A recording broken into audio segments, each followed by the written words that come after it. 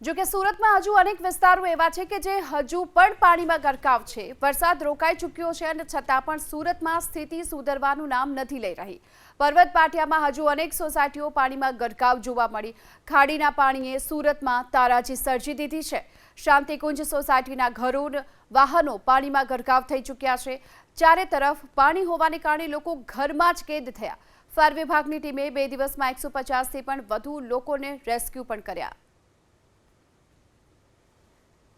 હાલ અત્યારે લિંબાયત ઝોનના ગીતાનગર છે। ગીતાનગર વિસ્તારમાં હાલ 3 સોસાયટીઓ આવેલી છે। વિધાતા ટાઉન તેમજ શાંતિકુંજ સોસાયટી અને વામ્બે આવાસ એ જગ્યા પર હાલ કામગીરી ચાલી રહી છે આપણી।